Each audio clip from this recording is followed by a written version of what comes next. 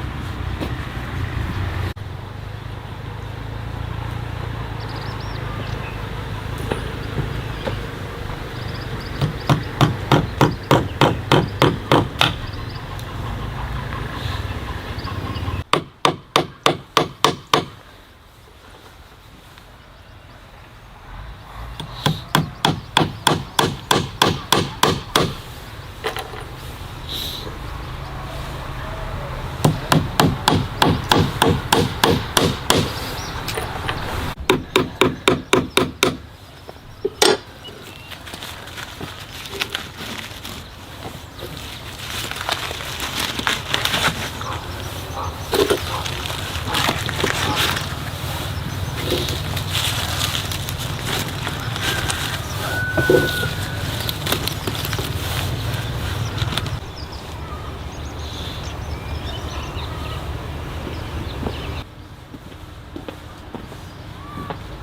thế này là cũng ổn rồi. May quá ngô mình cũng treo. Đẹp quá.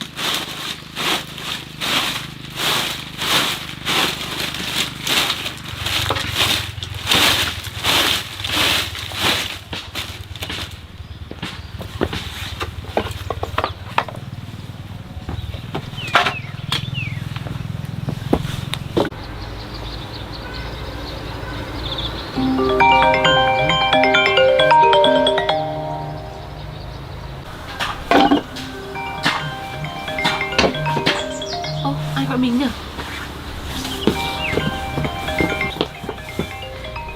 Anh Nam gọi. Alo, anh Nam à? Đúng Tâm à? Vâng, em đây ạ. Em đang làm gì đấy? Em đang ở nhà dọn nhà với lại quay quay làm quanh nhà thôi anh ạ. Làm quanh nhà. Vâng, em đang tranh thủ treo ít ngô anh ạ. Thế hôm nay em có đi làm ở đâu sao? Hôm nay em không đi làm đâu xa đâu anh ạ.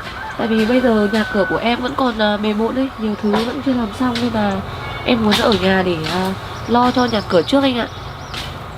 Thế à? Thế mọi thứ sắp ổn định hết chưa? Mọi thứ cũng gọi là tạm ổn định anh ạ. Nên là em muốn tu sửa nhà cửa cho đàng hoàng trước, xong rồi lúc nào đỡ bận về hơn thì em sẽ đi ra ngoài làm việc sau anh ạ. Thế được, cứ dọn về cho gọn gàng hết đi rồi tính sau. Vâng. Thế anh đang đi làm à anh? Anh không, hôm nay anh không đi làm. Thế ạ? Anh đang trên đường về nhà rồi đấy. Có thế ạ? Anh được về rồi ạ? Anh được về rồi, anh đang trên đường về rồi ấy. Vâng. Thế này anh đang bảo là trên đường về thì tiện ghé qua chỗ em luôn, mà bây giờ không biết chỗ em ở chỗ nào ấy, chỗ mới ấy. Thế ạ? Điện cho em, bảo em gửi vị trí ở đấy cho anh ấy, để anh tí anh về xong là anh vào ngoài đấy luôn, nhưng mà vào đấy chơi với em một lúc xong là anh vào về nhà sau.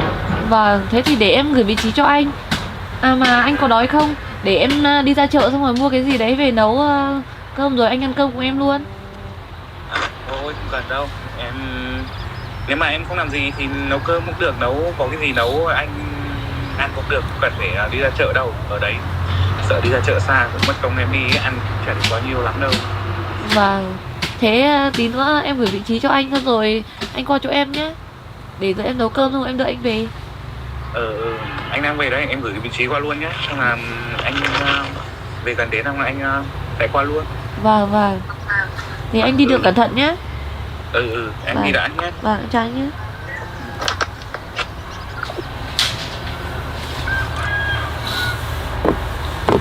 Thế là anh Nam đã được về rồi.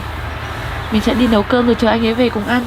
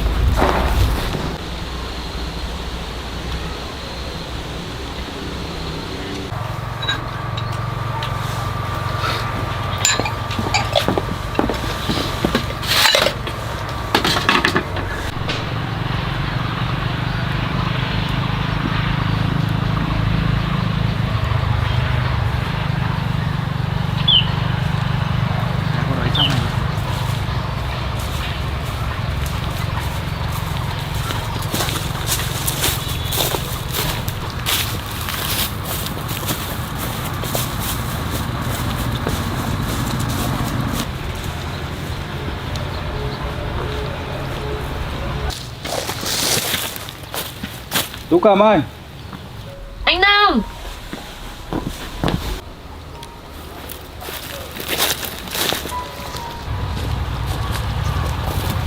Anh về rồi à? Anh về rồi đây. Anh đi đường có mệt không? Cũng không mệt lắm đâu. Thế anh công tác có nhiều việc lắm không? Đi công tác cũng ít việc thôi. Anh vẫn khỏe chứ? Em ở nhà có khỏe không? Em vẫn khỏe anh ạ. Thế tốt rồi. Vâng. Thôi em nấu cơm chín rồi, anh vào nhà ăn cơm đi. Thế đi vào nhà đã. Em ở chỗ này trông cũng rộng rãi và đẹp ghê nhỉ? Vâng. Cái căn nhà này trông cũng rộng anh ạ. Em vừa hôm nay mới treo ngô xong đấy anh ạ. À, Vâng. Em mới làm vách xong rồi treo ngô. cái vách này em tự làm á? Vâng. Em nha. Vách này em tự làm đấy anh ạ. Anh thấy ngôi nhà như này là cũng rộng rãi và thoải mái. Vâng. Thứ bên lại không gian bếp ở đây cũng rộng hơn, mấy lại khu vực này cũng thấy bằng phẳng hơn. Vâng, đất ở quanh đây cũng rộng khắp ra khu ngoài này đấy anh ạ. Nên là thoải mái trồng trọt đấy anh ạ. Thế là anh thấy cũng ổn đấy. Vâng, anh đi vào nhà ngồi ăn cơm đi. Cái vách này em làm kiểu này nhìn cũng chắc chắn nha. Vâng. Anh đi đường có mệt lắm không? Để em đi lấy nước cho anh uống nhá.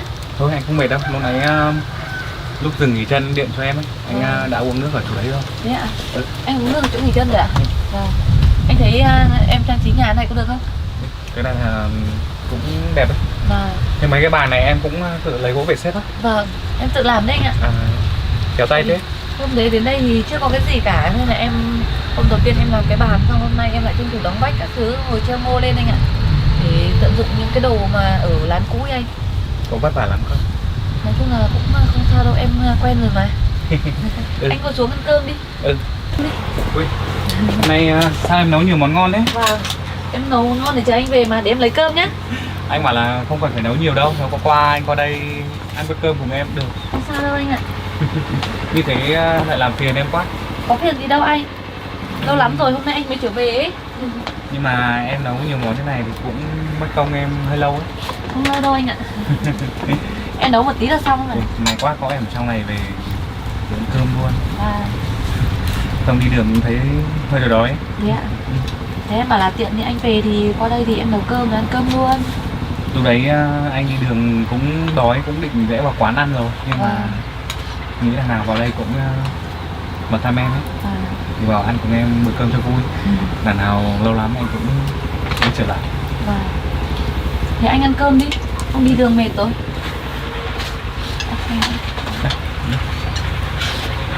Em mời anh ăn cơm nhé. Em ăn cơm nhé. Anh ăn nhiều vào nhé, đi đường xa mệt đấy. Tụi em nữa. Buổi sáng nấu cơm cũng vất vả thôi, chứ có ăn nhiều à? Vâng, anh ăn đi ạ. Không phải sáng này ở nhà không làm được việc gì, lại cứ phải nấu cơm cho anh ăn thử cái này đi. Anh xin nhé. Ngon lắm. Được không anh? Được. Anh ăn nhiều vào nhé. Anh ăn nhiều vào nhé. Lâu lắm không ăn cơm em nấu rồi, ngon thật đấy. Vâng. Em sợ anh quên hết món em nấu rồi. Ở trong đấy đi công tác toàn ăn cơm ở trên cơ quan đấy. Thế ạ? Ở trên đấy họ toàn mua cơm ở ngoài quán bán về ăn không? Thế ạ? Nên là cũng không ngon như kiểu là cơm mình tự nấu được. Thế là không có bếp nấu à anh? Không có đâu. Và với lại chắc các anh cũng phải đi liên tục với nhở, nên là không nấu được cơm.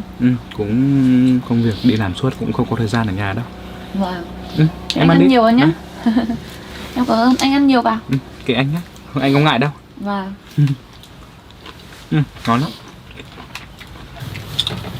Lâu lắm rồi em cũng không được ngồi ăn cơm cùng anh ấy. Nên là hôm nay biết tin anh về, thế là em cũng nấu ăn để ăn cùng anh luôn. Chứ dạo này em cũng bận bịu lắm anh ạ, nên là chỉ nấu ăn qua thôi. Kể cả bận thế nào thì bận chứ, cũng phải chịu khó nấu cơm, ăn cơm thì mới có sức khỏe chứ. Không bây giờ mới chuyển nhà như này, anh cũng biết em là cũng rất vất vả ấy. Thì cái gì thì cái, nhưng mà mình phải ăn uống đầy đủ vào thì mình mới có sức mình làm việc ấy. Vâng, em cũng biết là như thế, nhưng mà nhiều lúc bận quá xong kiểu một mình ấy anh, nên là em cũng ăn qua cho xong thôi ạ. Anh biết tin em chuyển nhà ấy, thì cũng cảm thấy lo lắng phần nào. Bởi vì mỗi khi chuyển nhà ấy, anh biết là khá là nhiều việc cần làm để ổn định được một ngôi nhà mà mình vào ở ấy. Nên là anh biết là em sẽ rất là vất vả. Đây, anh ăn thêm này đi. Anh xin nhé. thì anh cũng lo ấy, xong là hay là thế nào mà cấp trên ấy lại có đồng chí mới đến công tác lại chuyển cho anh về trước ấy. Mà thế là anh được về sớm hơn dự định ạ? Anh được về sớm hơn dự định. Tí nữa anh kể cho, tự ăn đi. Vâng.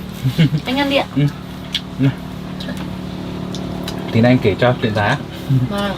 Thế lát ăn cơm xong mình nói chuyện anh nhé. Em ăn nhiều vào. Vâng. Anh to này. Anh ăn thêm đi. Mình cắt cho em. Anh ăn đi. Đấy ngắt rồi. Nấu nhiều đồ ăn quá. Có bao nhiêu đâu anh? Nấu nhiều này ăn không hết được sao? Không sao anh ạ. Anh nấu có một chút đồ ăn thôi.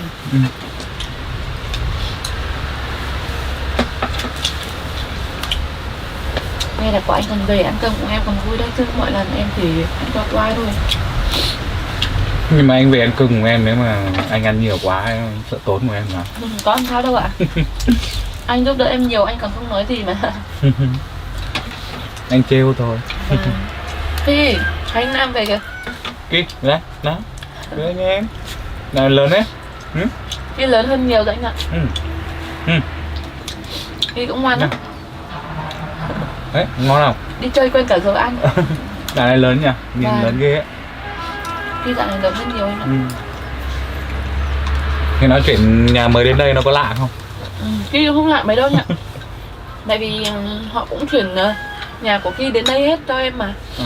Công ty họ cũng chuyển đồ đạc đến đây hết anh ạ. Thế là đồ đạc của em là họ chuyển đến đây hết rồi đúng không? Và em chỉ mang mấy cái đồ nhẹ nhẹ thôi, còn mấy cái vật dụng nặng ấy thì công ty họ chuyển hộ hết anh ạ. Hôm trước anh ấy còn đến lắp bóng điện các thứ cho em nữa này.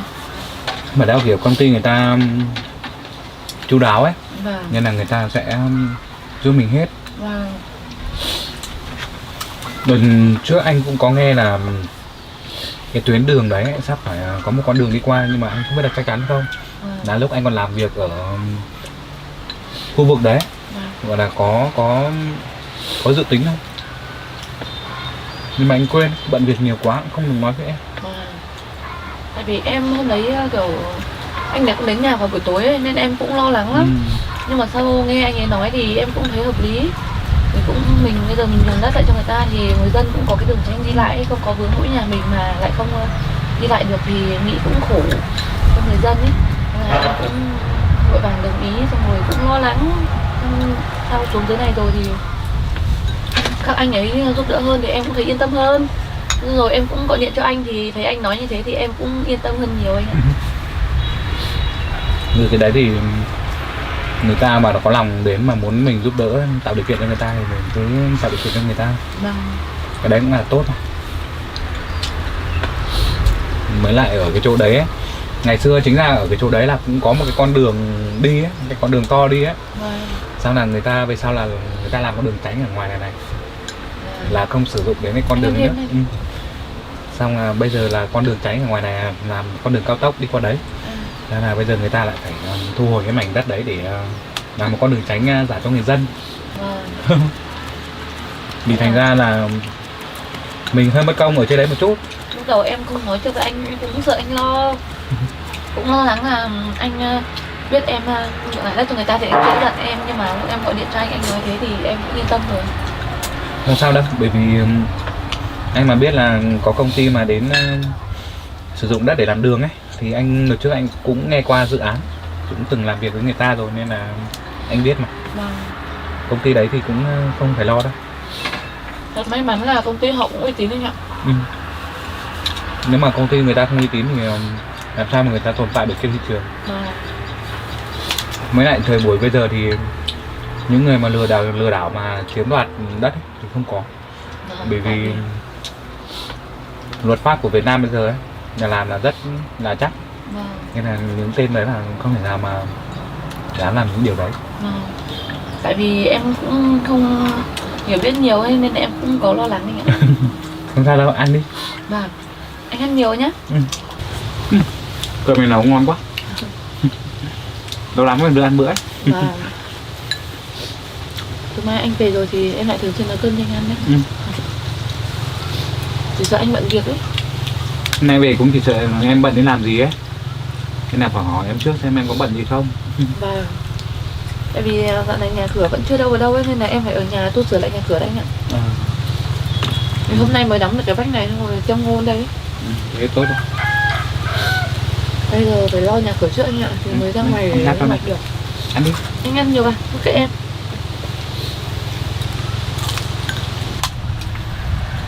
Anh ăn cơm nữa đi, đây vẫn còn nhiều cơm á. Nhiều cơm á? Vâng. Không, anh ăn no rồi. Anh ăn Anh ăn thế đó. À, thế anh ngồi chống nước nhá, để em lấy cơm cho con Ki đã. Đấy, hộ em tay. Vâng. Anh hôm nay đi chơi quên giờ ăn anh ạ. Thằng nào hôm nay đến đây anh không thấy. Đây cho nó ăn cũng được. Vâng. Đấy, cái nem đấy mình Anh phải bẻ mề từ nhỏ ra cho nó ăn trộn. Là làm anh không được bữa cơm nào no như này rồi đấy. thế ạ. Anh cứ chiều em chứ. Thật mà. Cơm em là lúc nào cũng ngon nhất. Thế anh ngồi chờ em một tí nhé. Cho cái nhà tại. Thế anh của em dọn ra chính. Vâng. Đi kia ơi. Đi.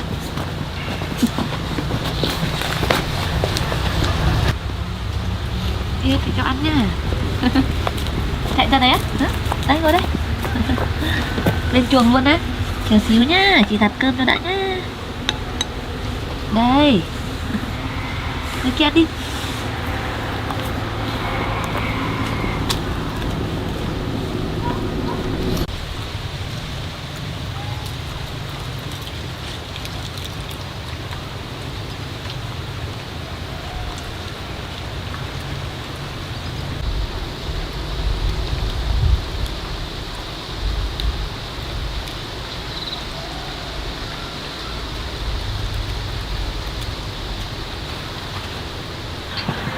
Em cho chó xong này. Vâng. Nhưng mà xong việc anh ạ. Để rót nước cho anh uống nhé. Ở đây gần trưa nó cũng nắng này. Vâng, anh uống nước đi. Em xin đi. Mấy hôm nay mày còn nắng đây anh ạ. Chứ dạo trước cứ âm u xong rồi trời mưa phùn suốt ạ. Chắc là dạo trước là trời muốn mưa. Vâng. Cũng khá là lâu rồi không mưa. Anh uống ạ? Không, anh chắc đi đường bụi hơi ho tí thôi. Vâng. Cũng may là chuyến công tác vừa rồi ấy, có đồng chí đến thay anh nên là anh được về sớm hơn là dự tính. Anh nghe là anh còn phải ở đấy khá là lâu đấy. Nhưng mà có một hôm ấy, cấp trên nói chuyện với anh ấy, thì anh cũng có kể với cấp trên nghe là chuyện gia đình ấy. Thì bây giờ ở nhà thì cũng có mỗi một mình mẹ ở nhà ấy, cũng không có ai để nương tựa. Chắc là cấp trên thấy hoàn cảnh của anh không được tốt lắm nên là điều đồng chí khác đến đấy để thay anh làm công việc ở đấy, rồi lại cho anh chuyển công tác về ở trên này để cho gần nhà hơn, tiện với việc đi lại với mẹ. Thế là may mắn là có người khác thay anh đi công tác nên là anh được xếp cho về sớm hơn dự định đúng không? Cũng may là cấp trên là cũng hiểu được hoàn cảnh gia đình của anh ấy, nên là cho người khác đến để thay vị trí của anh ở đấy. May là có đồng chí đấy thay anh đấy, không thì không biết bao giờ anh mới được về nữa. Bây giờ thì nói chung là cấp trên biết hoàn cảnh của anh như thế rồi thì từ giờ chắc là cũng sẽ không bao giờ cho anh đi công tác xa nữa đâu. Bởi vì bây giờ nhà cũng có mỗi hai mẹ con ấy, xong là mẹ thì cũng lớn tuổi rồi. Thì bây giờ cấp trên hiểu được nên là cho anh về gần nhà để tiện chăm sóc mẹ. Thế thì cấp trên của anh cũng thấu hiểu cho thì cũng tốt anh ạ. Không có bây giờ anh cứ đi công tác xa như thế này thì việc ở nhà thì cũng vất vả. Nên là cô cũng không làm xuể được ấy. Tại vì có mỗi hai người mà đi với một người thì sẽ vất vả lắm. Thì lúc nãy là trên đường về thì xuống ô tô một phát là anh ra kho xe thì anh lấy xe của anh xong là anh đi về đây luôn. Đi về qua chỗ của em luôn đấy. Đằng nào từ đây về nhà anh cũng còn xa ấy. Thì cũng điện về cho mẹ trước rồi bảo là anh sẽ vào chỗ em một lúc xong là mới về thăm mẹ sau. May là chỗ em tiện đường hơn nên là anh đi vào nó cũng tiện ấy. Không có thì lại đi về nhà xa, cô lại chờ lâu ấy. Thì đằng nào ở đây cũng gần đường hơn là cái chỗ em ở trước ấy, nên là đi lại cũng thuận tiện hơn. Bây giờ em chuyển dưới này thì gần đường, gần chợ các thứ hơn anh ạ. Nên nên là đi lại cũng tiện hơn, chứ ở trên kia đợt trước đấy thì đường khó đi lại nên nó không tiện ấy anh. Đấy thì bây giờ chuyển sang đây anh cũng thấy là ở cái khu vực này rộng rãi. Thế còn giấy tờ đất ở đây họ đã lo cho em chưa? Đấy hôm trước em cũng nói chuyện với anh ấy, cái chuyện là giấy tờ đất ấy thì mãi em cũng chưa thấy họ giao cho em, nên em cũng lo, nên hôm trước em cũng nói chuyện với anh ấy. Thì anh cũng bảo là công ty người ta uy tín. Thì hôm đấy cái anh đấy cũng xuống đây nói với em là bây giờ công an khu vực này cũng đang làm việc về giấy tờ đất đai của em ở đây. Thì 1-2 hôm nữa thì công an họ làm xong ấy thì họ sẽ bàn giao lại cho anh đấy, rồi anh sẽ mang đến đây cho em. Đợt này cũng cuối năm đấy, nên là công an cũng khá là nhiều việc, nên là phải đi tăng cường liên tục ấy. Nên là về cái khoản giấy tờ đấy khả năng là cũng hơi bị chậm chế một chút, nhưng mà cũng không sao đâu. Để mai anh lên trên cơ quan để xem ở trên đấy có giấy tờ của em trên đấy đã xử lý đến đâu rồi, xong là anh hộ đồng chí đấy làm để cho em cầm giấy tờ về đây cho yên tâm. Hôm đấy anh đấy cũng nói với em bảo là nếu mà trong cái thời gian mà công ty anh ấy chưa kịp bàn giao giấy tờ cho em ấy, thì công an mà có hỏi đến thì cứ điện trực tiếp cho các anh đấy, rồi các anh đấy sẽ giải quyết trực tiếp với bên công an. Và thế là em cũng để cho họ làm đến khi nào họ mang xuống cho em cũng được. Tại vì bây giờ cứ dục thì họ cũng bận rộn nhanh, nên là không biết lúc nào sẽ mang xuống được. Không lo đâu, bây giờ anh về đây rồi thì khu vực ở chắc quanh đây chắc là anh được quản lý. Thì nên là một cái vấn đề đấy là cũng không phải lo đâu. Cứ yên tâm. Thì hôm em cũng lo lắng nên xong em điện cho anh, thì em thấy anh nói thế thì thôi em cũng không lo nữa. Bởi vì công ty của họ làm ăn cũng trách nhiệm khá là cao đấy. Nên là mình không phải lo mấy cái khoản đấy. Em thấy họ cũng có trách nhiệm với mình ạ. Họ cũng lo cho em từ những cái bóng điện các thứ này, các anh thì cũng xuống lắp và đồ đạc họ cũng chuyển đến đây cho em hết. Nên là em cũng cảm thấy công ty cũng có uy tín nên là cũng đỡ lo anh ạ. Thì tất nhiên rồi, bởi vì em đồng ý nhường lại cho họ mảnh đất ở trên kia ấy, thì họ phải chu đáo chứ. Bây giờ cuộc sống em ở trên kia cũng đang là ổn định rồi, nhưng mà bây tự nhiên đùng một phát là họ bỏ chuyển đi thì họ cũng phải lo cho em được chu đáo thì họ mới dám để cho em chứ. Còn bây giờ mà lo cho em mà không được chu đáo, chẳng may mà đến lúc khác mà đi đến một nơi nào đấy lại cần di dân ấy, thì ai đó đồng ý để cho di rời em. Mà lúc đầu khi nghe họ đề nghị rời bỏ khu nhà cũ ấy thì lúc đấy em cũng buồn lắm, cũng nghĩ là bao nhiêu công sức anh cùng em xây dựng ở đấy, xong lại làm mảnh đất anh mua cho em nữa ấy. Nên là em cũng nghĩ rất là tiếc, nhưng mà em cũng xin họ ngừng thời gian di rời ấy. Nhưng mà họ cũng bảo là bây giờ họ đã cần đất gấp rồi, mà bây giờ người dân xung quanh cũng đã di rời hết, mà chỉ còn mỗi một mình em thì họ cũng vận động để em di rời ấy. Thì em cũng không biết làm thế nào nữa. Cũng rất buồn, nhưng mà cũng chuyển xuống nhà mới thì cứ thơ thẩn thì cũng mãi mới thông báo cho anh được. Thì cái đấy bây giờ thì không phải lo đâu. Cũng may là em chuyển xuống đây cũng được mảnh đất này cũng đẹp hơn. Nên là như thế này là tốt rồi. Còn về phần rau củ quả thì họ đền bù cho em đầy đủ chứ. Vâng, họ đền bù cho em đầy đủ hết anh ạ. Nhưng mà em cũng vẫn cứ tiếc ấy, tại vì cuộc sống của mình đang ổn định ấy, bây giờ lại phải bắt đầu lại hết lại từ đầu ấy thì cũng còn nhiều khó khăn. Nhưng mà nhượng được đất cho người ta, làm đường cho người dân thì em cũng cảm thấy rất là vui anh ạ. Thì bây giờ thôi, người ta khó khăn thì mình cứ tạo điều kiện cho người ta. Nên như thế thì cũng biết làm sao rồi. Cố gắng giúp đỡ nhau thôi. Còn bây giờ mình xuống cái này thì cũng có một mảnh đất cũng khá là tốt hơn. Thì mình gây dựng lại từ đầu. Mấy này anh thấy địa hình ở xung quanh đây cũng giúp cho em gieo trồng hay là chăn nuôi nó dễ dàng hơn đấy. Cũng may là ở trên kia em cũng không nuôi gì nhiều ấy. Thì chuồng chó các thứ thì họ cũng chuyển giúp em đến đây. Như thế là em cũng thấy cũng được anh ạ. Thôi thì bây giờ cuộc sống cũng khó khăn thì cứ cố gắng lại từ đầu. Bây giờ xuống cái đây là chắc chắn là ổn định rồi đấy. Bởi vì khu này họ cũng không có cái dự án gì đâu, nên là không phải lo gì nữa. Cũng may là hôm nay anh lại về, thế là em cũng cảm thấy vui lắm. Thôi, không cần phải lo nữa. Giờ anh về rồi nên là nếu mà em mà bận việc gì ấy thì anh sẽ đến hộ em. Thôi bây giờ anh vừa về thì anh cứ nghỉ ngơi đi, không phải hộ em việc gì đâu. Không có anh đi công tác về mệt thế lại phải hộ em nữa. Anh bây giờ đi công tác về ấy, ngày mai anh lại phải lên trên cơ quan để làm lại một số giấy tờ của anh ấy. Tại vì anh lại chuyển công tác về đây mà, nên là cần một số thủ tục giấy tờ để nhận chức lại ở đây. Thế anh cứ về nghỉ ngơi xong là lo công việc của mình nhé, đừng lo cho em. Bây giờ Em sẽ cố gắng làm mọi việc. Khi nào anh rảnh thì hãy vào đây với em nhé. Lo tốt công việc của mình đã. Anh lát nữa là anh về qua nhà để xem công việc ở nhà. Mẹ có bận rộn gì không? Anh hộ mẹ làm ở nhà đã.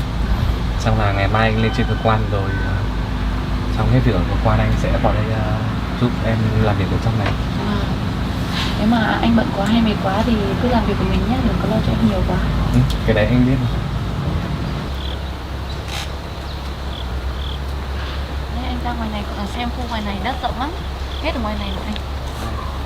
Cái nhà này là lúc đầu là công ty của họ là chuẩn bị hết cho mình là thế nào? Nhà thì lúc đầu họ chỉ chuẩn bị mỗi cái khung nhà với mái thôi anh ạ. Còn cái bàn thái là hai cái bàn này với cách là em làm hết ấy. Tại vì họ cũng bảo bên họ không làm kịp ấy. Chuồng chó đặt luôn ở kia. Vâng, chuồng chó để ngay ngoài này luôn. Cũng rộng đấy chứ. Vâng, nên là cũng rộng hơn ở trên nhà nhiều. Khu vực này cũng đất đai cũng bằng phẳng. Vâng. Cái này mình chỉ cần làm thêm mấy thứ nữa là được. Anh thấy đất này trồng cấy có được không? Đất này anh thấy này là cũng tốt đấy. Đất này màu mỡ ghê đấy. Đây khu ngoài này em cũng mới vừa trồng, chưa trồng được cái gì thì em cũng vừa lên luống để trồng rau ấy, nhưng mà cũng chưa có thời gian để trồng rau. Nếu mà bận quá thì cứ để mấy hôm nữa anh vào anh hộ em làm cũng được. Bây giờ em cũng mới chuyển đến đây ấy, cũng còn nhiều cái vẫn phải làm ấy. Cái gì quan trọng thì mình cứ làm trước. Bây giờ thì thời gian cũng gấp rút đi anh, nên là em cứ túc tắc làm dần dần ấy. Mình làm được đến đâu thì làm. Hôm trước em xuống dưới này thì chỗ này cũng vẫn còn nhiều cỏ lắm anh ạ. Thì cái này mình cứ phát dần dần đi, rồi cứ làm từ từ sẽ được. Vâng. Thì bây giờ em cũng chỉ biết cố gắng từ từ làm thôi, dần dần thì cũng sẽ ổn định như nhà cũ anh nhỉ. Xuống cái này đất đai cũng rộng hơn ở trên kia nhiều. Nên là có cái gì thì cứ làm từ từ phát xong mà. Bây giờ cũng chỉ biết thế thôi anh ạ, tại vì bây giờ mình cũng phải làm dần dần thì nó mới ổn định được ấy. Ở khu dưới này, khu quanh đây vẫn còn nhiều cỏ lắm. Nếu mà giờ mà muốn trồng rau thì cái bãi này cũng rộng, em mà dậy cỏ cũng mất nhiều thời gian lắm. Em cũng biết là mất nhiều thời gian lắm, tại vì hôm nọ chuyển đến đây, bây giờ em mới làm được một ít cái này thôi này, chưa làm được nhiều việc anh ạ. Cái này cứ làm dần dần thôi, nếu mà bận quá thì anh mà không việc trên cơ quan ấy thì anh xuống hộ em.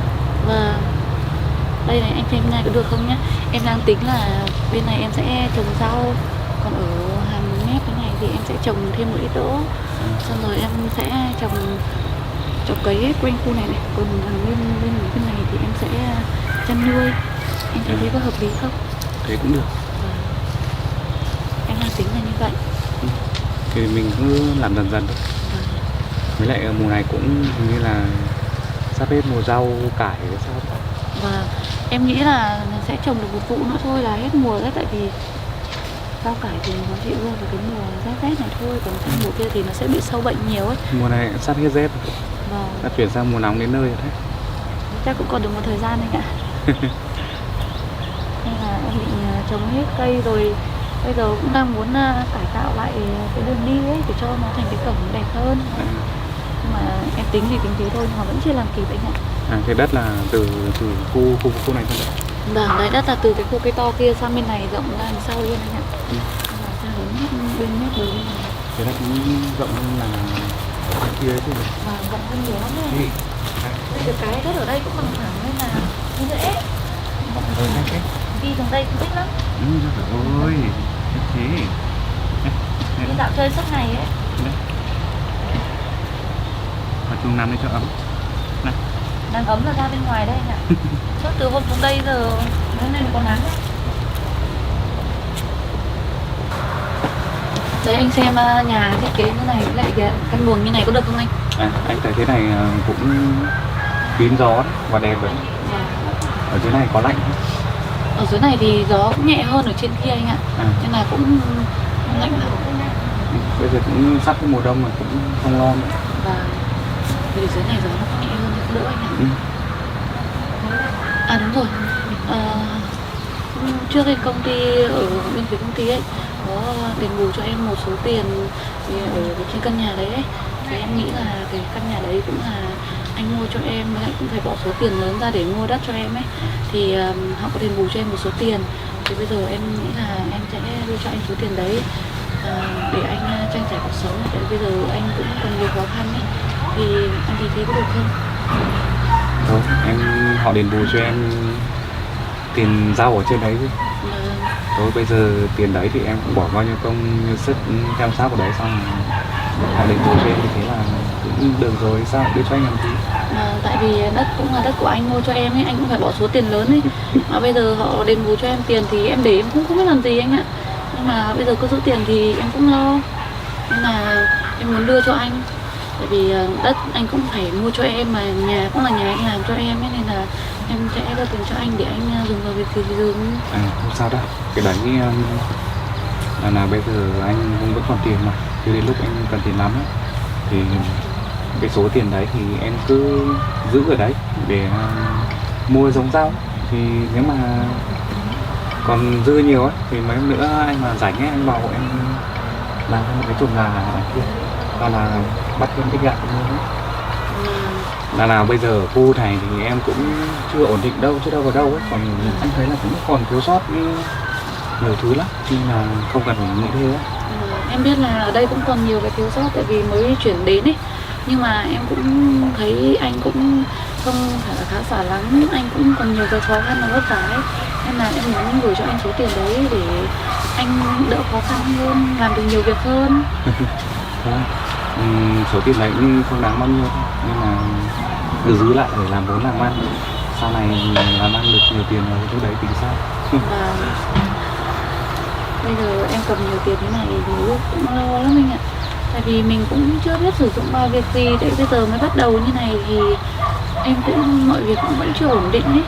Còn rau thì sẽ phải mua một số nhỏ thôi, nhưng mà em cũng nghĩ là sẽ đưa cho anh. Không sao đâu, cái đấy thì cứ giữ ở đấy đi. Nếu mà hôm nào mà nuôi gà ấy thì làm chuồng bắt đấy mấy chục con gà thì nuôi cũng được. Xong là cũng còn nhiều thứ để sắm sửa vào nhà mới ấy. Thì ở đây thì quanh đây thì có rất nhiều thứ em làm. Mấy nữa mua đấy một ít xi măng về để đổ cái nền này cho nó sạch. Cái nền này nếu mà vào một ngày chắc là bụi lắm. Bây giờ thì chắc cũng chỉ phải tạo cái nền với lại các thứ xung quanh thôi ạ. Rau cỏ, còn đồ đạc, đồ dùng cá nhân cái thứ thì họ cũng chuyển hết từ nhà cũ xuống đây, nên là em cũng đỡ phải mua nhiều anh ạ. Cái này thì em không phải nghĩ đâu. Còn cứ để tiền ở đấy, nếu mà anh cần thì anh hãy bảo em. Nếu mà anh cần hay là có khó khăn gì thì cứ nói với em nhé. Em biết là em cũng không giúp được nhiều, nhưng mà cũng sẽ giúp được anh một phần nào đấy. Những vấn đề đấy thì em không phải lo chứ. Ở đây cũng rộng rãi thoải mái. Có thì cứ từ từ và dần dần thay đổi mọi thứ rồi đó. Bây giờ thì em cũng cứ bình tĩnh rồi từ từ cải tạo lại đất rồi làm việc thôi anh ạ. Thôi bây giờ trời cũng gần trưa rồi đó. Lâu rồi anh không về nhà, anh cảm thấy nhớ nhà chắc. Bây giờ anh phải về nhà để xem công việc ở nhà, xem mẹ ở nhà thế nào, để làm phụ giúp mẹ một tay. Tại vì anh cũng đi công tác xa nhà lâu rồi ấy, các cô cũng nhớ anh lắm. Thế thì anh cứ đi về nhà mà thu xếp công việc ở nhà anh nhé, đừng lo em nhiều quá. Nếu mà lúc nào mà anh sắp xếp việc ở trên cơ quan xong ấy thì anh vào với em nhé. Còn bây giờ anh phải về đã, thì trên đường ở đây thì ăn cùng em bữa cơm, anh nhận thấy vui lắm. Em cũng vui lắm, em cũng vui khi thấy anh trở về. Đấy nhá, anh đi về đã, xong làm nếu mà hôm nào rảnh anh lại vào thêm. Thế anh đi về cẩn thận nhé. Anh đi về. Anh đi về cẩn thận nhé. Xe anh để ngay kia. Anh đi về cẩn thận nhé. Thế em làm gì làm mình nhé. Nếu nào rảnh thì anh vào. Anh đi về cẩn thận nhé. Anh đi về đây.